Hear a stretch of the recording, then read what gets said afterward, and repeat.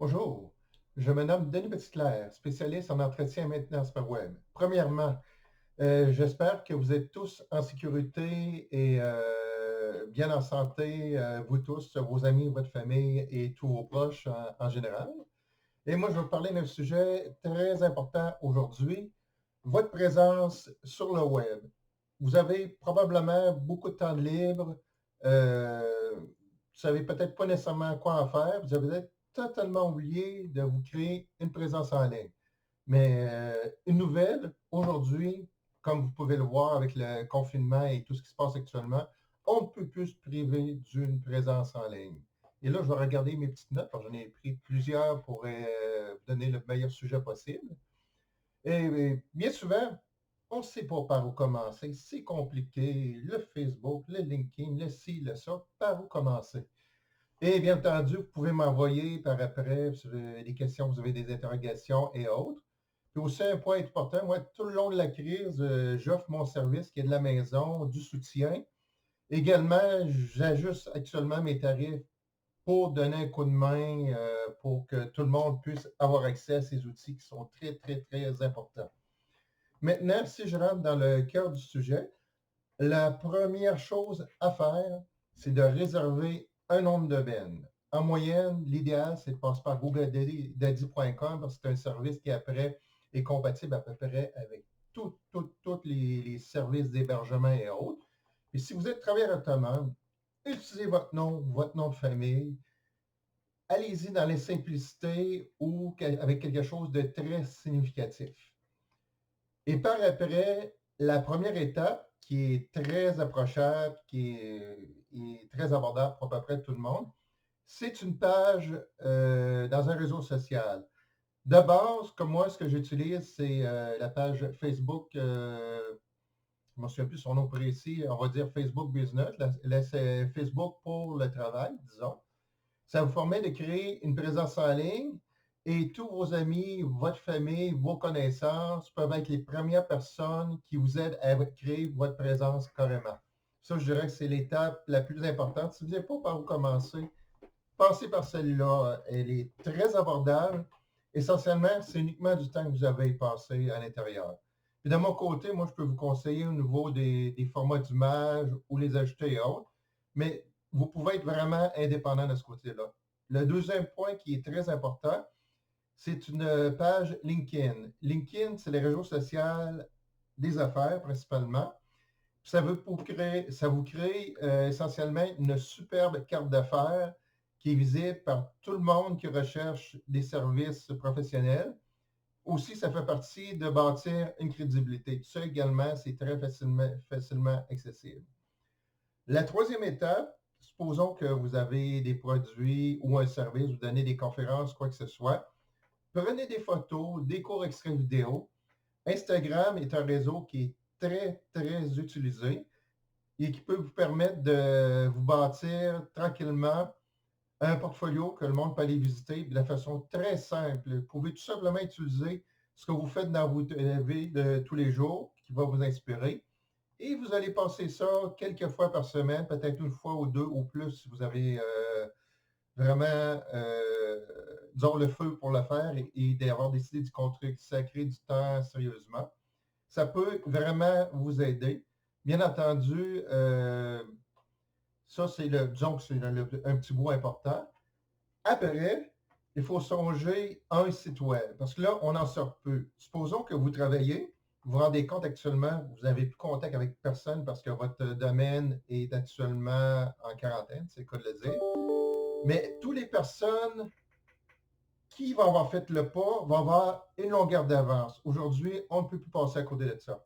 Comme vous avez entendu, justement, moi, c'est mon courriel qui vient de sonner actuellement, parce que j'ai envoyé un petit mot à mes clients actuels, parce que je leur ai offert une rallonge de 10 heures sans frais sur le banque d'heures pour leur donner un coup de main. Puis vous aussi, je sais, je suis un petit peu hors sujet, mais chaque personne, vous avez sûrement des talents ou autres que vous pouvez offrir aussi à toutes les personnes qui sont en contact avec vous. L'autre point, je regarde mes notes en même temps pour ne rien sauter.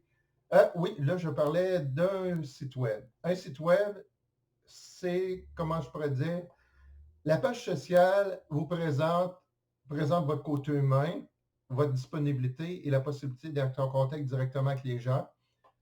Le site qui est plus avec Instagram, qui est plus un portfolio, permet de présenter vos projets. Le site web, lui, c'est à cet endroit-là que vous allez présenter, premièrement, vous présenter votre mission, qui vous êtes, et donner plus en détail l'ensemble de vos services, de vos projets, qui vous êtes, comment vous fonctionnez, ainsi de suite. Disons que c'est un bout qui est très important pour la crédibilité. Et la beauté de la chose, supposons que, disons, vous avez fait la base. Vous avez un Facebook, un LinkedIn, un Instagram et votre site web, mais tout ça peut être relié ensemble. Tout simplement par exemple, dans votre site web, vous affichez les liens vers tous vos autres sites. Et dans chacun des autres sites, vous avez un lien vers votre site web, le Facebook et autres. Bien entendu, vous pouvez bonifier ça avec le temps. Par exemple, Twitter peut servir pour présenter des idées et suivre, si vous avez des opinions et autres disons, à partager. YouTube, il sert énormément pour tout ce qui s'appelle les conférences, les formations, partager la vidéo principalement. Mais puis aussi, pour vous aider, bien entendu, les produits Google sont incontournables. Donc, une fois que vos outils sont réglés, avec Google, vous pouvez suivre, une fois que votre compte est créé, dans Google Analytics et autres, vous rentrez vos données de vos sites. Vous pouvez suivre essentiellement les visites sur votre site, voir un peu ce qui se passe, quel réseau fonctionne, par où arrivent vos visiteurs. Donc, ça peut être quelque chose de très important, mais disons que Google demanderait une vidéo à lui tout seul. Et ici, je fais un petit tour pour ne rien oublier. Aussi très important. En travaillant de la maison, vous avez, ou même en bureau, mais là, par la force des choses, vous avez appris à utiliser Zoom, Skype, peut-être Teams, peut-être Google Duo ou autre. C'est que une fois que vous travaillez de la maison, très important de conserver une copie de sécurité de vos fichiers hors de la maison. Pour ça, il y a des services, en cas d'urgence, s'il arrive quelque chose, vous allez pouvoir vous retourner et le retrouver très facilement. Si vous avez, par exemple, la suite Office 365, ben vous avez accès à 1 TB d'espace de backup dans un disque dur en ligne dans le cloud où vous pouvez installer tous vos fichiers importants.